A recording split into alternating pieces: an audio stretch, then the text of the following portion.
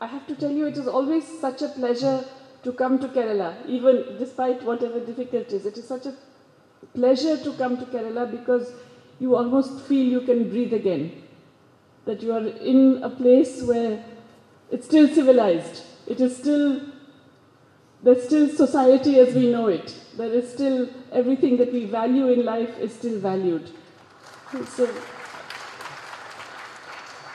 So it is very much an honor and a pleasure to be here. I was just given a book by Naomi Klein on fire. And I have to tell you, our country is on fire today. It is actually on fire. I'm coming from a city, New Delhi, which yesterday police entered the campus of Jamia Millia Islamia University. They entered libraries, they pulled students out, not just beat them up, including women students mercilessly, threw them into jails. They had agents provocateurs encouraged by the ruling party to join the protesting students and then start throwing stones and burning buses, used that excuse to round up students, throw them into jails, beat them up, subject the women students to sexual harassment, and do all kinds of things because they were protesting a completely unconstitutional bill. This is just one of the many protests across the country. I don't know what is happening in other parts of the country because, of course, the other standard thing that they do now is to turn off the internet services. So it is not just Kashmir now. Normalcy is spreading beyond Kashmir. Normalcy has spread to the northeast. Normalcy has spread. Internet shutdowns are spreading also to Bengal, to West Bengal. Normalcy is being imposed in many parts of the country. Wherever citizens are protesting and not wanting this completely undemocratic, unconstitutional law to be imposed. As you all know, it's a very discriminatory law. And as you all know, it is something that actually goes against not just the Constitution, but the very spirit and idea of our country. But why is all of this happening? What's going on? Why is there such a mess? Why is the country on fire? And why is this fire being created and fanned by the ruling party and the government? Because let's face it, this is all being done by the central government. It was nothing was required. It was not necessary to do any of this. It is being created. Why is this happening? And I would argue that among the many reasons, of course, there is a broader Hindu nationalist project which is sought to be achieved. But among the other reasons is the urge to distract, and in fact the need to distract from the absolutely terrible state of the economy and the evident fact that they have no idea how to resolve the crisis.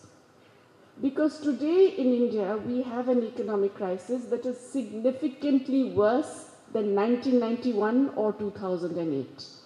And this is not just me. It is not just some crazy woman from an anti-national university called Jawaharlal Nehru University.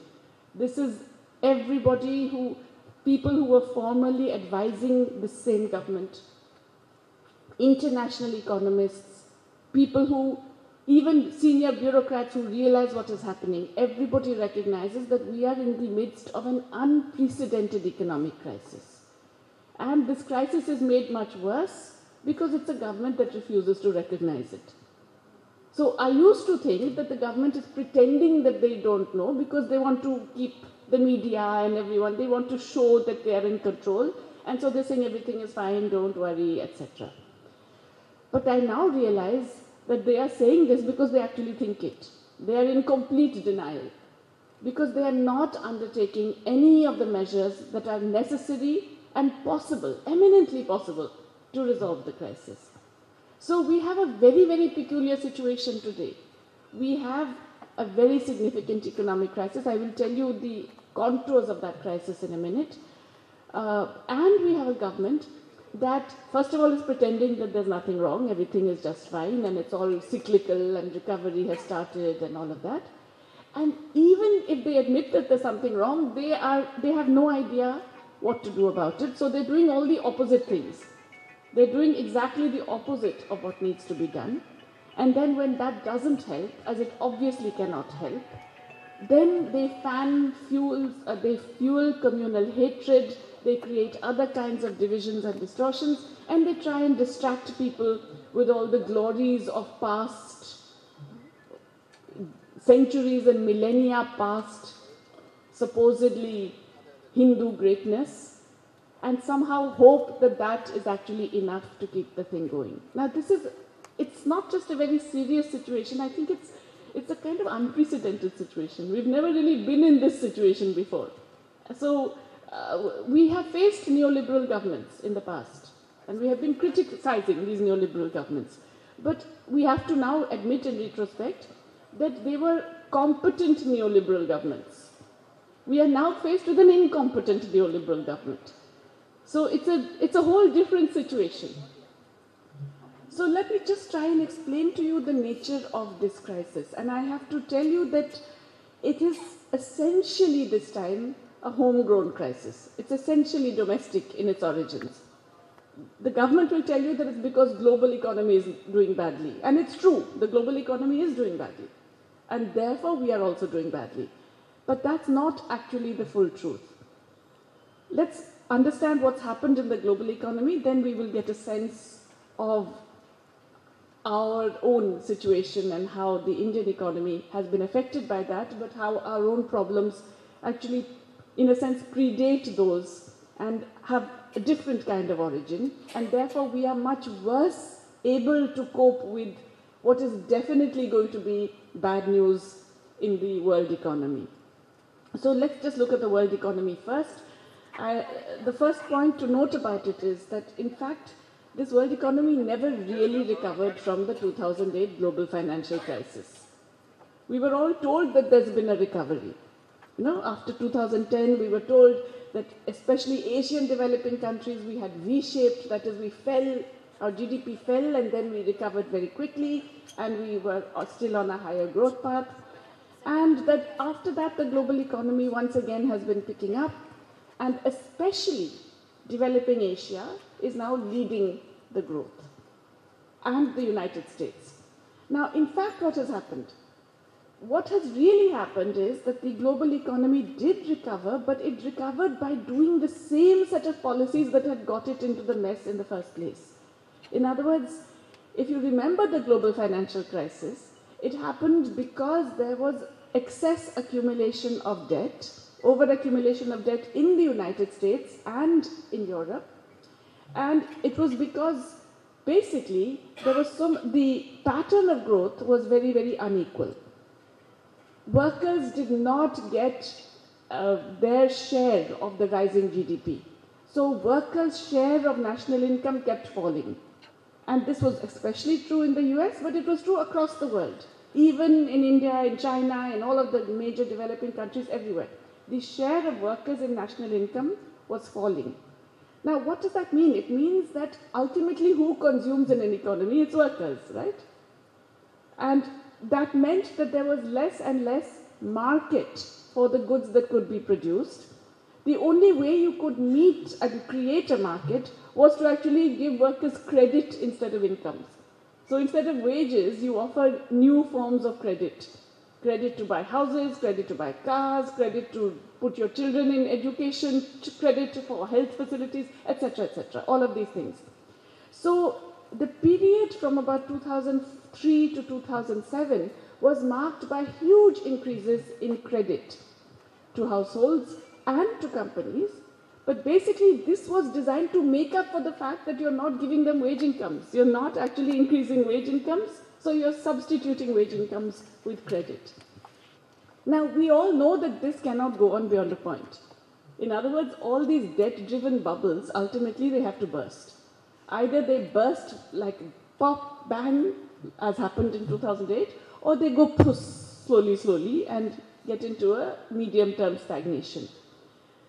We know that in the United States, the bubble burst.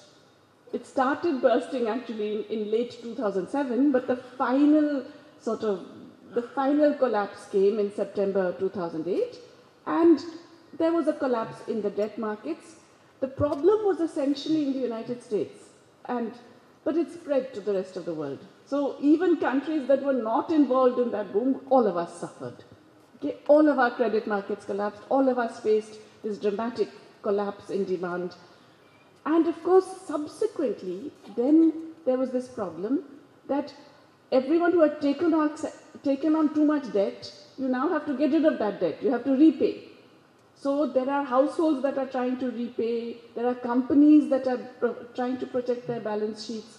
What did the global solution consist of? When I say global, it's really the developed countries. It's really the United States, Europe, Japan, right? It's these, mainly United States and Europe. Even Japan doesn't matter so much. What did they do? How did they deal with this? They embarked on a massive, massive spree of what is called unconventional monetary policies. What does that mean? It means that the central bank gives endless amounts of liquidity to banks, not to people. They didn't, for example, tell people who had borrowed to buy houses that, okay, now you can actually, we are cutting half your debt, so that they could then go out and spend more. What they did was they offered banks vast quantities of liquidity, vast quantities of money, and said, now please go out and lend. And of course, the banks didn't go out and lend because they said, well, it's much more sensible for us to actually fix our balance sheets. Because bank balance sheets had been completely eroded and destroyed by the whole process that I've just talked about. So they said, now we're getting all this money for free at very low interest rates, 0 interest rates. Let's build up our balance sheets. So they did not create demand in the economy. The demand that did happen happened only at that point, just after the global crisis, because of public spending. Both the United States and Europe, they embarked on a significant increase in public spending. And in Asia, China, very, very sharp increase, almost 25% increase in government spending in China, some increase in India, in a bunch of other countries. And that kind of shored up the global economy. But after that, of course, we had a crisis in Europe, in the Eurozone. I won't talk about it now, but you all know that it was really a fallout of that same global financial crisis. It was banks that were heavily involved in that global financial crisis who then faced problems back home, and then governments were forced to take over those bad loans. They fell into fiscal deficit. They faced crisis. They had to contract their spending. What have we had since then? We have had this very weird combination of fiscal austerity and monetary loosening. So governments have not been spending much, but more and more monetary policy has been extremely lax, what's called quantitative easing in the United States. And it really means that you're getting endless amounts of credit available at very, very low interest rates. Because of that, from about 2012 onwards, you get, once again, people start borrowing. So the recovery that everybody talks about in the global economy is once again based on borrowing. Massive increases in borrowing by households, borrowing by companies, borrowing by everybody except small and medium enterprises who still don't get credit, but everybody else is borrowing, and that is what is keeping this global economy afloat. And we know that this again can't go on. There is a point at which this debt increases to the point where it's no longer viable and something happens to cause that debt bubble to burst. It's going to happen. There is absolutely no question about it.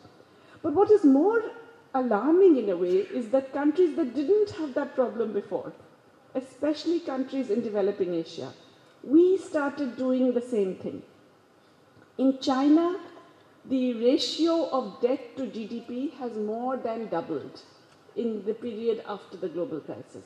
Between 2008 and 2016, debt to GDP ratios doubled, more than doubled, and every single sector, households, governments, provincial governments, banks, private corporations, everybody has been massively increasing their borrowing.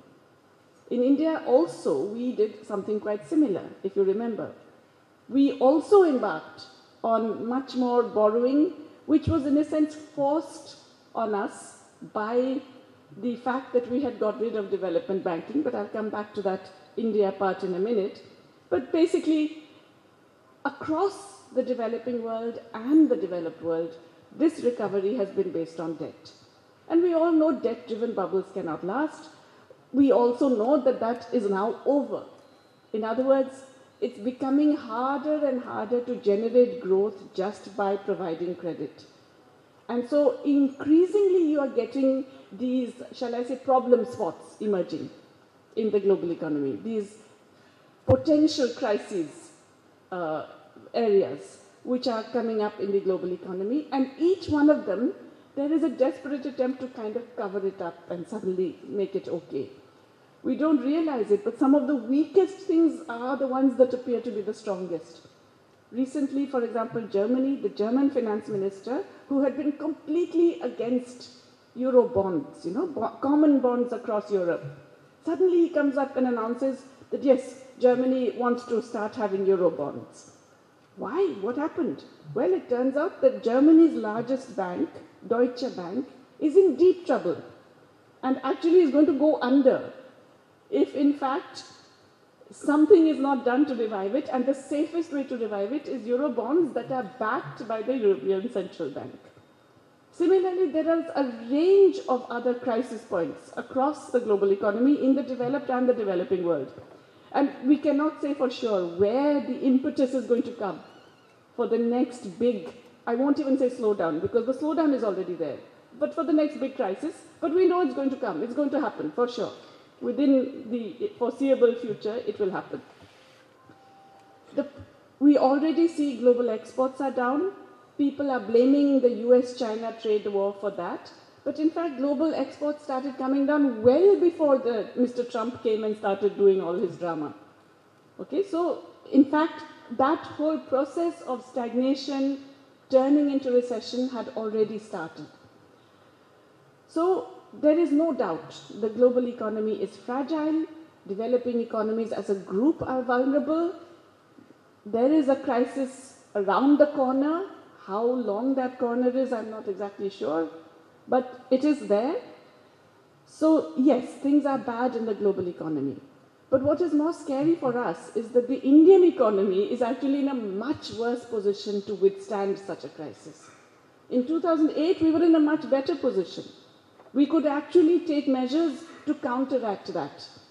Not only because we didn't have such a stupid government at the center at the time, but even because otherwise macroeconomically we had slightly better conditions.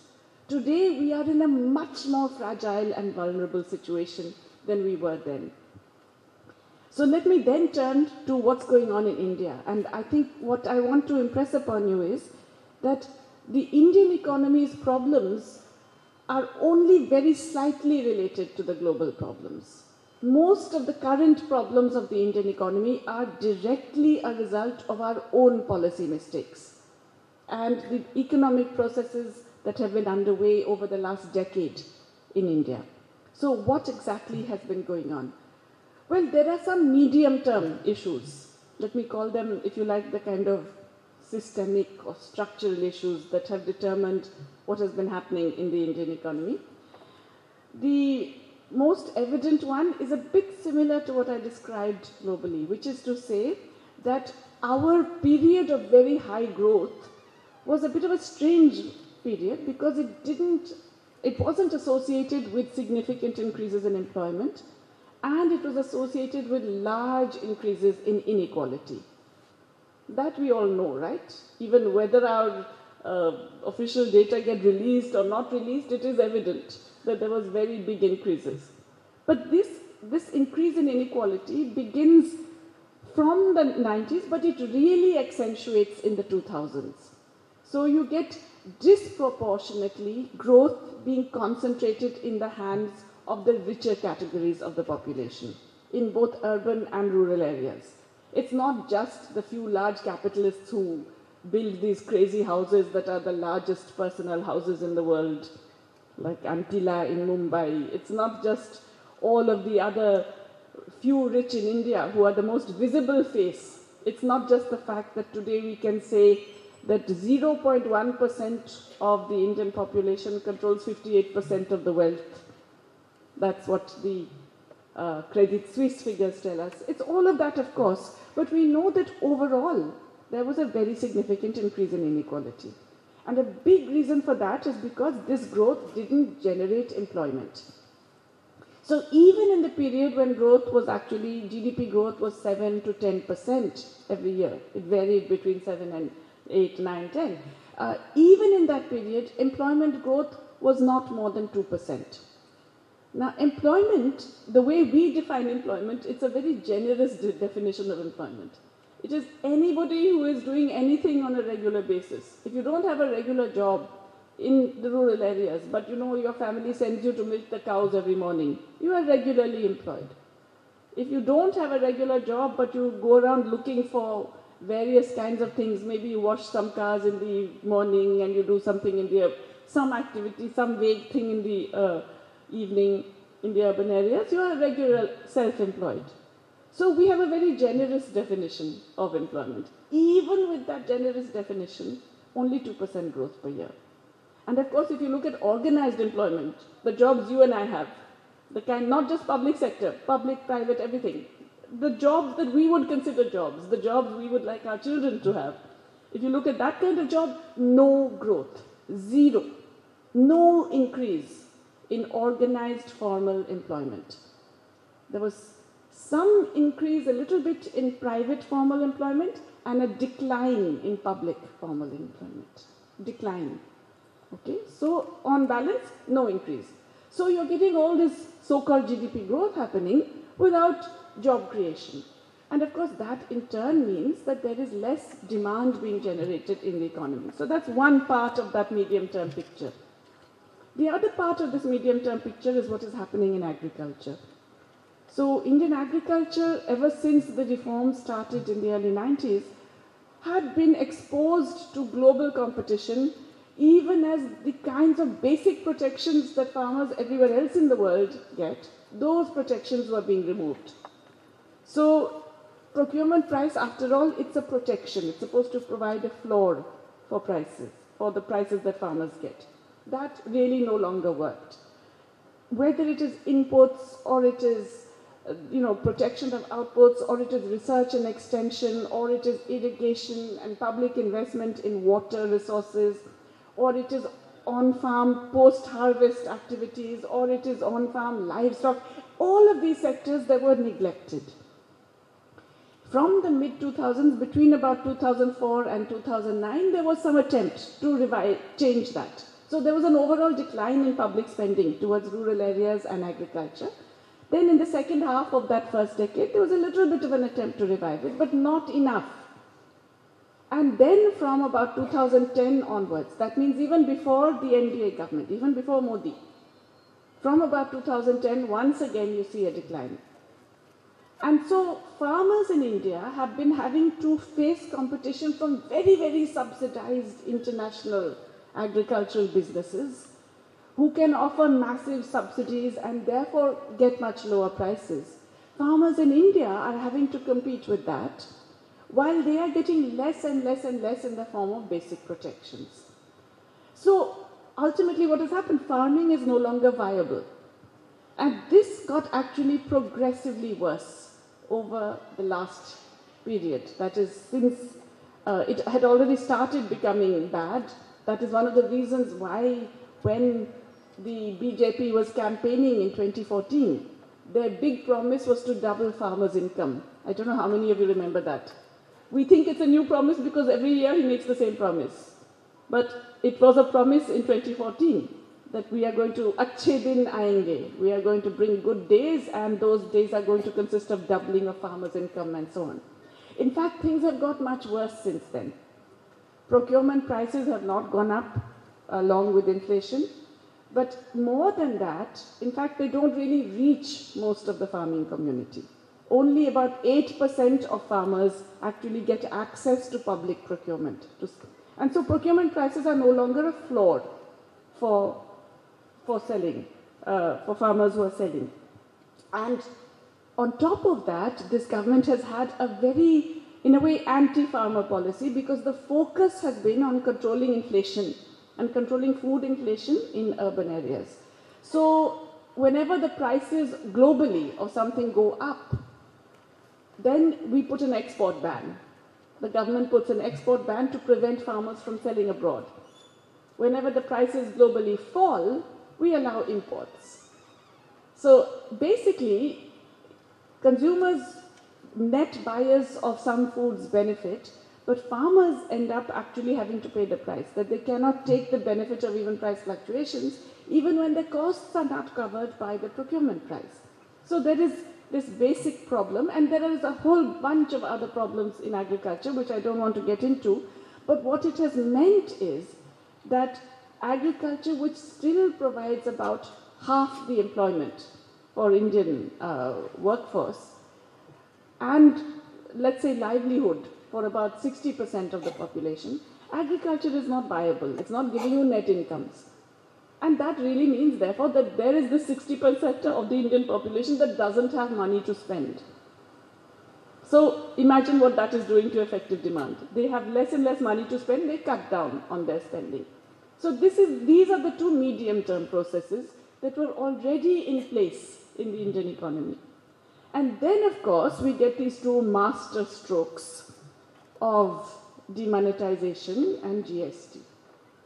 So demonetization, I don't have to tell you what happened. I think the extraordinary blunder that was demonetization is possibly fresh in everyone's minds, although the attempt is made to make everyone forget it. But it was a devastating blow to the Indian economy. It's not just that it was unfair, unjust, made people stand in queues to collect their own money. In fact, people died. We have all kinds of those terrible stories. All of that is true.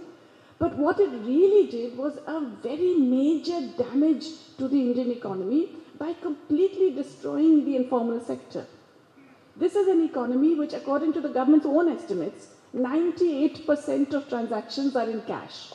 98% are in cash. And suddenly you announce that 86% of this currency in circulation is not going to be there. So what happens? Transactions stop, basically.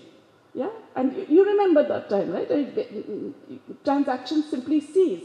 And they particularly cease for informal activities, for these micro, small and medium enterprises. And that means, of course, immediate devastation, including in agriculture. Remember, that was just the end of the harvest season, beginning of the sowing season. Farmers couldn't sell their output, they couldn't buy the inputs. There was all kinds of mess there.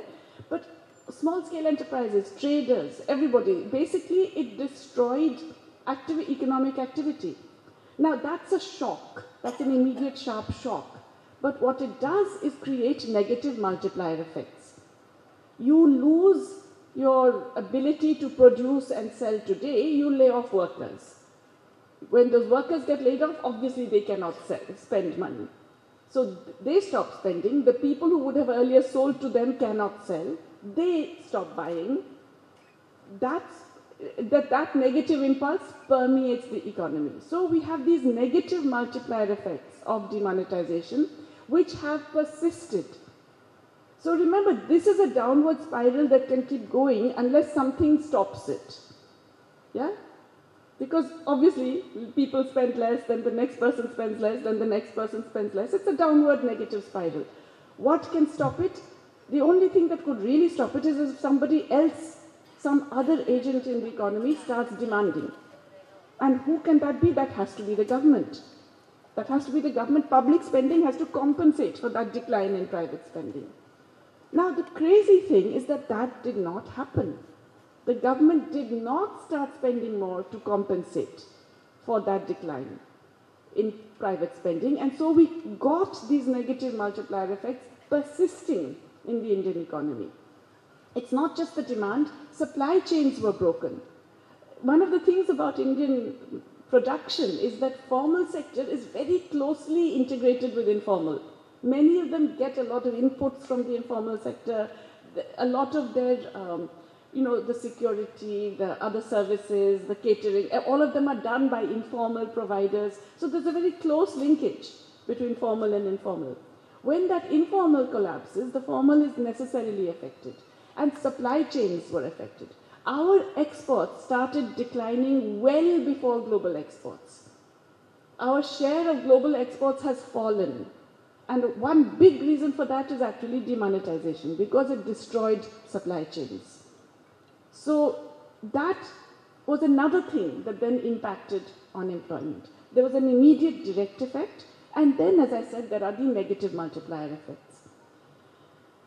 Then, of course, this happens, as you all remember, on the 8th of November 2016. Remonetization, that is money back in circulation, didn't happen fully for a whole year. It took till November 2017 for the same amount of money to be back in circulation. So really the economy is still limping. It's still trying to cope with this absence of liquidity. And of course, all these attempts to digitize and move to non-cash and so on, they're nonsense, right? They don't work. I can tell you I cannot do a digital payment in my university campus because the connectivity is so bad. In Kerala, you're probably luckier. But I can tell you the national capital of Delhi, connectivity is a disaster. You can't actually do any digital transactions in Delhi. Okay, at least where I live. Okay, so the economy is still limping, and then what do? They say, we are going to bring in the GST. Now, we can have many views on GST. I know that Kerala supported it. I personally am against it because I think it's anti-federal. But whether we approve it or not, there is still a way to do it. Okay? Now, what was it supposed to be? A good and simple tax. That means very simple, straightforward, very easy to implement. Everybody knows it's very difficult to move from a system of, decentralized sales and customs and other duties to one unified GST. It takes a long time. Most countries that have implemented GST have taken on average 3 years. These are developed countries, Australia, Canada, Malaysia. They all took 2 to 3 years to implement GST. Our finance minister at the time, Arun Jaitley, says, no, we can do it in 3 months. So it was announced in April to be started from the 1st of July 2017. Now remember, this is an economy that is still reeling under demonetization. Now you implement a GST. And this GST is crazy. 8 rates. From 0 to 28, 8 different rates, and completely unbelievable criteria for the differences in rates. I remember going to a sweet shop in my neighborhood, and there were different rates depending on whether it was a milk-based sweet, whether it had fruit in it, whether it had chocolate in it, and whether it had nuts in it. 4 different rates in one sweet shop. Okay, you can imagine, and of course, this GST then had to be imposed. Those who had to actually meet the criteria, you have to give one set of returns every month online, one every quarter, and then one annual. So imagine the amount of money you now have to spend on accountants and people who can file all of these. So the tiniest little enterprise is having to spend 3,000 to 5,000 rupees per month on just these accounting fees. Then they said, we're excluding the small ones. If you have under 20 lakh, later it was made 40 lakh. If you have under 20 lakh turnover, you don't have to pay GST. That's fine, but then you will not be able to get tax credit to those whom you are supplying to. So larger firms didn't want to buy from these small firms anymore because they could not give them the receipts that would allow them to have tax credit. So once again, these are micro enterprises that have already been smashed by demonetization. Now you're giving them this other blow. Okay, this one didn't destroy you. Let me try that one. Okay. So it was incredible the kind of attack we have faced. I have to tell you, this will have resonance in Kerala. It wasn't just small micro enterprises. Cooperatives have been very, very badly hit. We have to look at the impact of this demonetization. The gender impacts have been very significant. Both demonetization and GST. Demonetization, particularly, there was a gender impact because women, mostly 80% of women at that time did not have bank accounts in their own name. They were forced to rely on the men of the household. If they had kept cash in their little stacks of cash personally for particular use, they had to part with that. There were many cases of domestic violence that I personally know of, when women had to reveal that they had been saving up these small amounts and so on from husbands who would have used it for something else, for drinking or whatever.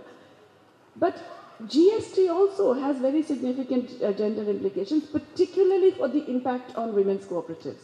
I'm sure Kutumbashree you've managed, but I can tell you in many parts of the country, in Odisha, in West Bengal, in Rajasthan, many women's cooperatives are actually have closed, are on the verge of closure because of inability to deal with the pressures created by GST. So here is one impact on demand from demonetization. Now you have another impact on demand from GST. And the same kind of impact again on supply chains, because you're breaking the supply chains. Corporates are saying, we don't want to go to these people who cannot give us the tax credit and so on. So as a result, you have created a situation, and it's entirely man-made. Two men made. It's entirely done by two men. This crazy thing, which is imposed on the entire economy and puts massive downward pressure in an economy where the medium-term tendency was already a slowdown and a stagnation in demand. Now add to that the problems in banking. And I'm going to just talk about that a little bit, and then I don't want to take too long because we have two other speakers as well. So what were the problems in banking? This again dates in a way to the 1990s. In the financial reforms of the early 1990s, one of the things the Indian government did was to get rid of development banks. Okay? Now that was a very, very stupid move, because development banks do things that normal commercial banks cannot and should not do. That is, they invest in long-term projects. Projects that are, let's say, for infrastructure or core industries. They have long gestation periods, they are often high risk, there's a lot of investment made all together, okay? Commercial banks are not supposed to do this. Commercial banks are supposed to provide working capital that they will get back regularly and all that, right? So development banks, if you destroy them, then you have to have somebody somewhere that is providing long-term lending. We destroyed ours. I can tell you that this is not necessarily all countries did that. China did not, Brazil did not, South Africa did not. Among the BRICS countries, we're the only ones who don't have a development bank. Okay? Not even one development bank. As a result of that, what happened? The government said, oh my God, now how do we fund all these roads and highways and infrastructure and this and that? So they started making our public sector commercial banks lend to these. To aviation, to energy, to highways, to transport, etc. Now, this is a problem. There is basically what is called a maturity mismatch. You are investing for long-term things with high risk, long gestation period, but you've got deposits where people can take them out any day, right? It's a maturity mismatch. There's a problem. And there is a chance that you will get, therefore, bad loans. And that, as we all know, happened. That started happening from about 2010, but they grew and grew and grew. The bad loans proportion grew. And of course, the bad loans were then assisted by crony capitalists who could take fraudulent loans. The Nirav Modis and all these other fellows who did the frauds, the bank frauds as well. But the bank frauds is only part of that broader problem of the NPLs, which comes about because these are commercial banks doing what commercial banks should not be doing. Okay, so already you have done this. Again, Mr. Modi comes to power saying that he's going to do this, clean up of the banks and sort out the problem. And when he came to power, the total NPLs in the banking system was 3.4 lakh crore. They are now 12.5 lakh crore. Almost four-fold increase. Okay? So he didn't really solve the problem. They have added to it. But how have they added to it? What's gone on here? And this is another fallout of demonetization that people don't really realize. So what happened? Remember demonetization? What did banks have to do? They had to collect all this cash, check that it is genuine, and keep it. So they got a massive increase in deposits, but at the same time, they have no time to give out loans. Banks were doing nothing but collecting cash and counting this wretched cash, if you remember. Immediately after demonetization for 3 months, there's practically no new credit because banks are just occupied doing this crazy thing. But on the other hand, things have to keep running in the economy, right? Working capital still is required. The small and medium enterprises still need some cash. You can't do without credit altogether. So the government encourages a shift to non-bank financial corporations, non-bank financial companies. You know, these are what are called shadow banks. That is, they don't take deposits. They borrow and then they lend. So the bank said, okay, we will lend to NBFCs because it's easier. That it's just one big loan I can give to one company. I don't have to look at individual loans anyway. I don't have time because my entire staff is counting currency notes. Okay. So banks start lending to NBFCs, and then in fact the NBFCs are effectively not regulated. So the government, in its efforts to try and counter the fact that they have destroyed the banking system by doing this crazy thing, they are putting the burden on NBFCs, and then they're saying, we're not going to look too closely at what you're doing, you just keep lending.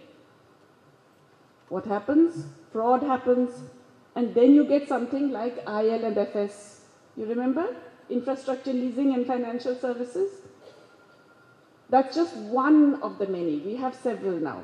So the NBFCs take over the brunt of the lending, and they are not regulated. So they lend to all kinds of things, including completely unfeasible things, and including in real estate and housing. So IL&FS has already exploded. Already it has, or imploded, it's already collapsed. We know that that's a big mess now. But there are others that are on the verge of collapse. Diwan, Housing Finance, okay, which is one of the biggest housing finance, and a bunch of other NBFCs are actually on the verge of collapse. We're not allowed to talk about it because it's anti-national, it will create panic and so on. But we are actually in a very, very severe crisis of NBFCs, not just banking, but NBFC crisis. In such a situation where all of these NBFCs are also overextended and banks are supposed to clean up their balance sheets, and they discover that they haven't been reporting all their losses properly. You saw 2 days ago, SBI is actually running a loss rather than a profit if it reports all of its NPLs properly.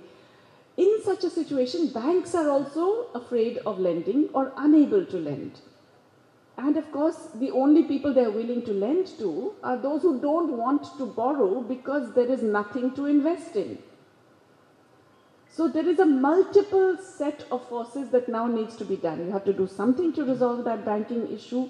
You have to provide more demand for people to feel that they can invest. All of this comes home to roost really about a year ago, I would say. By the middle of 2018, so maybe a year and a half ago, all of this is evident in the economy for those who have eyes to see it. Everything is slowing down. Output is slowing down. Employment. We know the labor force survey tells us there was an absolute decline in the number of people who had jobs by 9 million. Between 2011-12 and 2017-18, employment declined by 9 million at least. Now that's amazing. This is an economy that is growing. Unemployment fell. Most of it was women, but also men, every category of men also.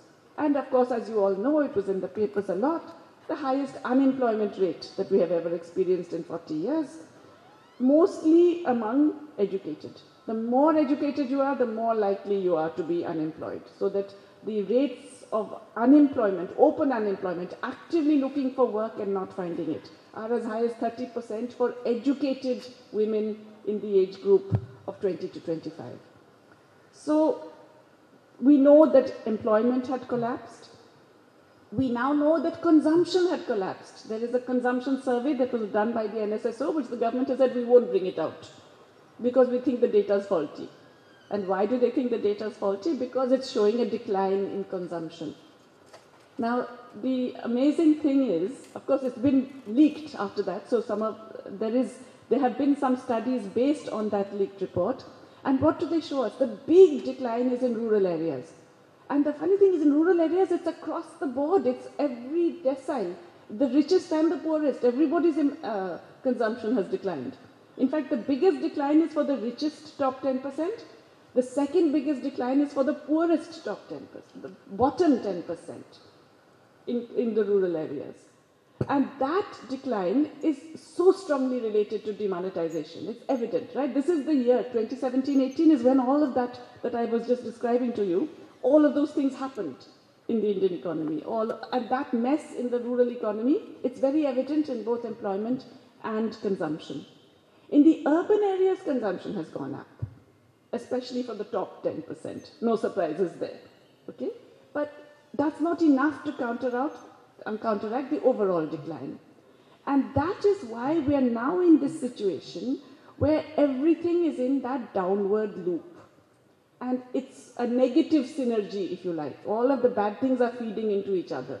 So biscuit consumption is falling, clothing consumption is falling, automobiles, of course, everybody talks about, but more than automobiles, two-wheelers, which is the real indicator of rural demand. Two-wheelers sales started falling well before cars and other things.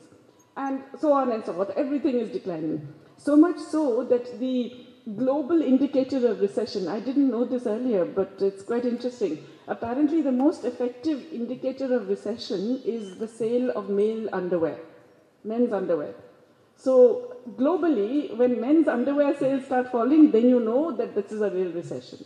So in India, men's underwear sales have been falling from January this year. We're in recession. Government can say what it likes, we are in recession. Now, of course, the industrial data are also telling us the same thing. Core industries, other industries, everything is negative now for 3 months in a row. So industrial recession is already there. Macroeconomic recession is probably there. We really cannot trust the GDP data at present, but that's broadly the situation. So it is a crisis, as you can see. It's a crisis in every possible way, and it's a man-made, policy-made crisis. Man-made, two men-made crisis. Okay, what do we do about it? And this is where the extraordinary thing is, that this is a government having created this crisis, has no idea how to resolve it. I have explained to you that the big immediate problem is lack of demand. Lack of demand with farmers, lack of demand in the rural areas, lack of demand in the formal economy, lack of demand across the board, right? What do you have to do that? Provide more demand. Put public money into spending that will generate more demand. Okay, that's the most obvious and easy thing to do, and it's not rocket science, right? It's kind of staring you in the face that this is what needs to be done. So the government needs to put more money into things like the employment guarantee, maybe double, triple the amount, into health and education spending, into even its famous sanitation, actually put money there instead of just talking about Swachh Bharat, actually put budgetary resources into that, into basic infrastructure like proper roads to every village that also provide more employment and so on and so forth. These are easy things to do. There's obviously a good case in this crisis situation to start an urban employment guarantee. All of these would provide demand. Even if you refuse to do anything else, at least do your own promise. Remember, the government brought in PM Kisan just before the election, saying that we will give 60,000 rupees to every... No, sorry, how much? 6,000, sorry, not 60. 6,000 rupees, but at least some money to farmers. They haven't, of course, done that. 20% of PM Kisan money has been spent. 20%. Okay? So they're doing the opposite. Instead, in the middle of this crisis, what do they say? Oh, we will give tax cuts to corporates. We're going to bring down the tax rate, and that will actually help corporates to go out and invest. Corporates are not investing because they're sitting on inventory with nobody to buy their output. Why will they go and invest? They're not anticipating any profit on which they will have to pay tax. So this whole notion is completely crazy. A corporate tax cut will do nothing to raise investment, and of course, as we can now see, it has done nothing to raise investment. It will not have an effect because there is right now this problem that corporates do not feel that there's anyone to buy the output. So what you needed and what you still need is more public spending. What you're getting is the opposite. And here is the other mess. I'll just mention these two more messes and then stop.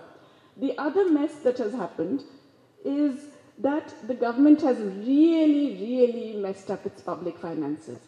So I talked to you about how GST destroyed the informal economy, the second big blow. to the informal economy. But the crazy thing about this GST is that it also meant a big loss in revenues for the central and state governments. In a way, that's not surprising because the weighted average rate of GST is lower than the earlier sales and excise duties taken together. So that's not surprising. But this is something that should have been factored in. Anyway, it's a big mess. GST revenue collections are something like 30% below target. Last year, they were 40% below target. What did that mean? It meant that the government had much less tax revenues than it expected. It actually had 1.4 percentage points of GDP less than they had planned. So they cut spending. The government last year spent 1.7% less than it was supposed to spend. And where did they cut? They cut in health, they cut in education, they cut in rural development, they cut in social protection, they cut in all the employment-intensive areas. So this government, in the middle of this slowdown and crisis, actually, when it should have been spending much more, it spent less because it had messed up its own public finances. This year, same thing is happening. This year, once again, GST collections well below, and spending also, they're cutting down as a result. So that's the second big mess. The third big mess is something that is directly relevant also for Kerala. So and for Kerala state government employees, which is that this is a government that is the most centralizing that we have seen in independent India. It is trying to put all fiscal, political, all other powers into its own hands. It's completely anti a federal spirit in terms of giving power or what is due to the states. And one of the ways in which it has done that is by reducing the amount that states get to spend. So if you look at what the tax structure of the central government, it has to share its taxes with states, but it doesn't have to share cesses and surcharges. So 40% of the increase in taxes in the last 4 years, or ever since Modi came to power, is in cesses and surcharges. So they're shifting it to things that they don't have to share with the state government. Even when they lowered the tax rate on corporates, they brought it down to 25%, they didn't get rid of the cess and the surcharge. They only lowered the corporate tax rate. If they really wanted to lower the tax rate and as their gesture, they could have just said, we're eliminating cesses and surcharges, which is 3.5%. They didn't do that. They basically said, everybody gets less, especially the state governments. We will keep the cess and giving state governments less than what is rightfully theirs. Because the Finance Commission cannot actually try and distribute the cesses and surcharges. The second is that they are imposing on the state governments very rigid rules about what they can spend.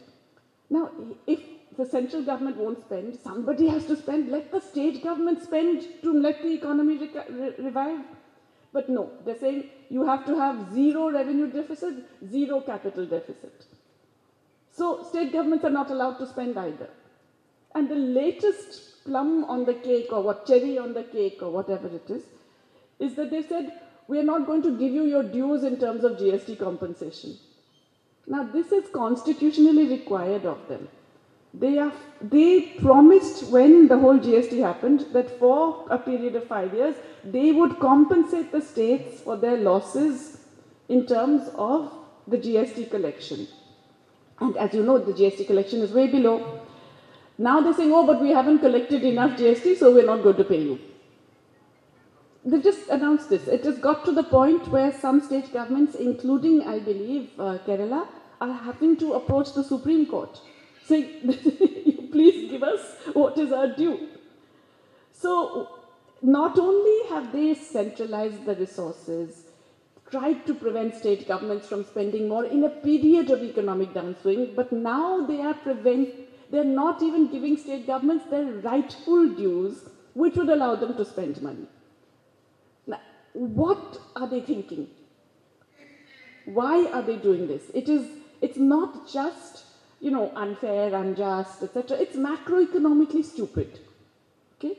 And I think that's the real problem. We have a macroeconomically stupid government that is incredibly clever at doing divisive measures to distract the population. I think that's a very dangerous situation, and it's very difficult. It's a very difficult situation for state governments to be in. But it is one that, therefore, you can see why I so much appreciate coming to a place like Kerala, because I think Kerala is also showing how you can withstand a lot of this stupidity and madness. Anyway, thank you for this.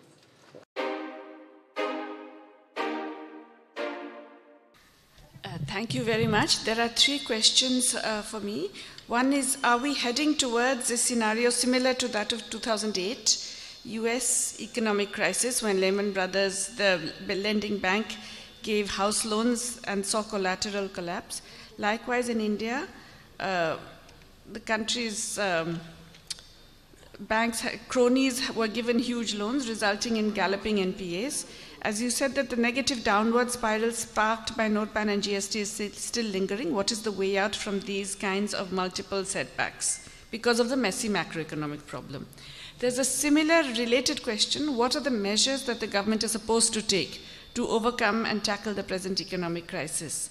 The first question was from Sri Ranjini Das. Second one is from Rajabhasham.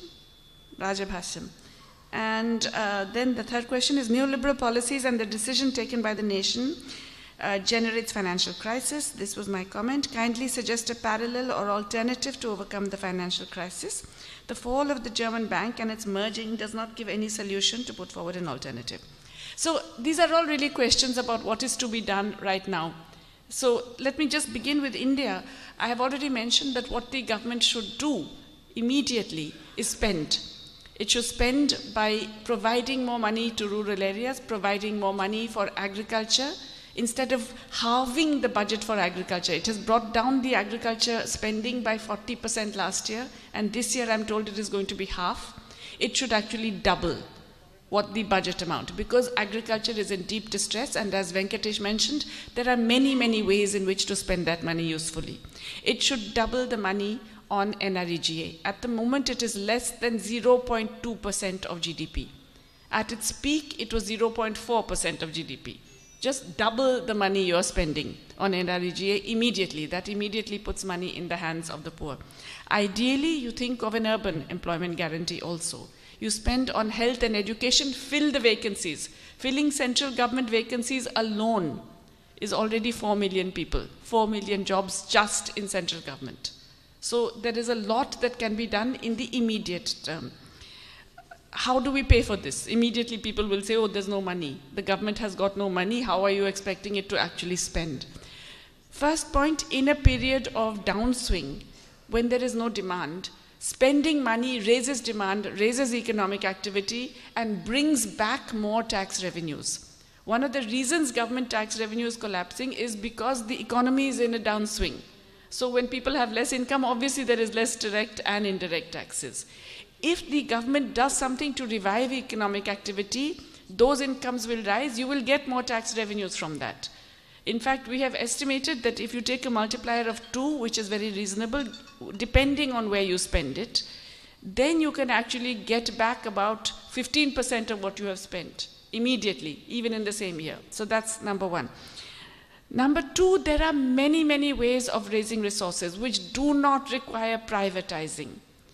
The first and most obvious and evident is to tax multinational companies. At the moment, they get away with murder by not paying any taxes. There is a global proposal. Some countries are already proposing to impose it unilaterally, to tax the multinational companies that operate in India on the basis of the sales and employment they have here.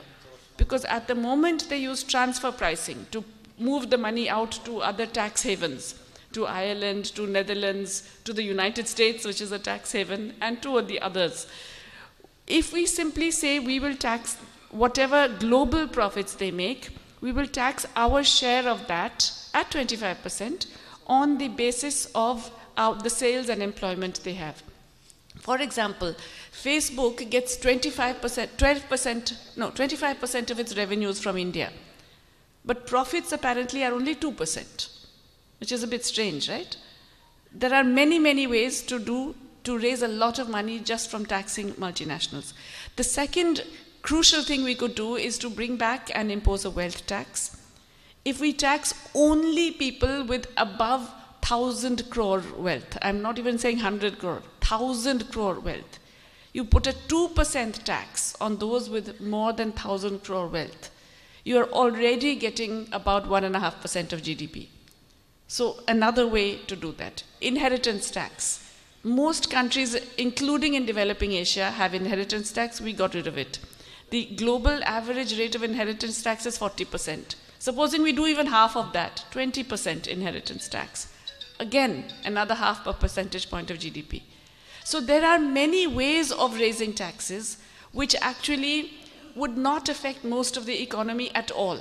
And in fact, it won't even affect the wealthy because they won't notice it. If you have that much wealth, you really can't spend that much money. You won't notice that some 2% of it has gone at that point. These are things that are already under serious consideration in the United States and other countries as well. Final point I just want to make about this is that when we are looking at recovery measures, we should also bear in mind that we are facing another crisis that we did not talk about today, the climate crisis. And it is not something that is coming in the future. It has already started. It is upon us. Our farmers are facing the impact of changing climate. We are going to be seeing more and more climate refugees. We are sitting in Trivandrum, a city which is threatened by rising sea levels, which is estimated actually, some of it will actually be sinking within 20 years. So we are facing a climate crisis. We need to think of huge public investments to deal with that crisis, to adapt to it, and of course, to prevent further climate disaster. But for that also, we need to think of immediate recovery measures that do not add to the climate crisis. Let me give you one example. The automobile industry, Venkatesh correctly pointed out that the worst affected are in fact trucks, buses, and scooters, not cars. But what does the government do? Because there's a decline in the automobile industry sales, quickly it says government will buy more vehicles to help the automobile. This is the stupidest thing to do. The thing to do right now is actually say, use this crisis to shift to electric vehicles. You can actually give the automobile sector subsidies to move to electric vehicles right now, because anyway they're not selling the combustion engine vehicles. Electric is the means of the future. China is going to be completely electric by 2021, just 2 years from now, 1.5 years from now. Mr. Modi goes abroad and promises that India will be fully electric by 2022. But of course, inside the country, we are doing nothing about it, and there's no chance.